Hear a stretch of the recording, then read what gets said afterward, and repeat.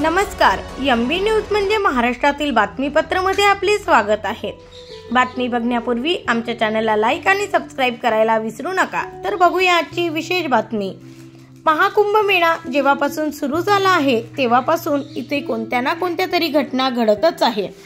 सध्या प्रयागराजमधील भयंकर वाहतूक कोंडीमुळे 15 फेब्रुवारीपर्यंत महाकुंभ मेळ्यात न येण्याचे आवाहन प्रशासनाने केले आहे।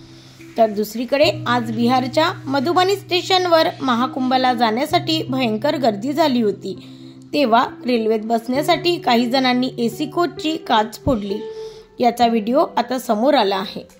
तसेच भयंकर गर्दीमुळे उत्तर प्रदेश सरकार 15 फेब्रुवारीपर्यंत महाकुंभ मेळ्याला न जाण्याचे आवाहन करत आहे। तर दुसरीकडे मात्र प्रयागराजला जाण्यासाठी अनेक राज्यातून रेल्वे स्थानकावर भाविकांची तुफान गर्दी पाहायला मिळत आहे।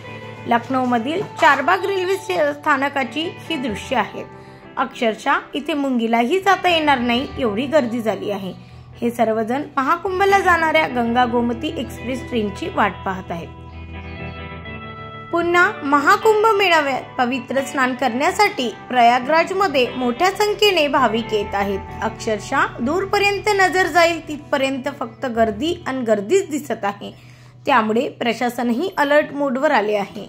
वाहतूक कोंडीमुळे 15 फेब्रुवारीपर्यंत इथे येऊ नका असे आवाहन करण्यात आले असूनही भाविक मात्र मोठ्या संख्येने येत आहेत। सध्या प्रयागराजमध्ये गर्दीची लाट उसळली असल्याचे चित्र पाहायला मिळत आहे।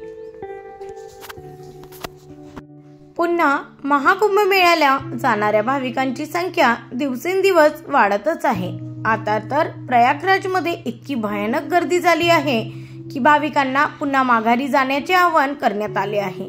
मध्यंतरी चेंगराचेंगरीची दुर्घटनाही घडली होती। अशी दुर्घटना पुन्हा घडू नये म्हणून पोलीस आणि प्रशासन सतर्क मोडवर आहे। सध्या तेथील गर्दी पाहता पोलिसांनी घोषणा करत भाविकांना सुरक्षित घरी जाण्यास सांगितले आहे। Bureau report, MB news. Prayagraj Mahakumbh मेळावा प्रयागराज।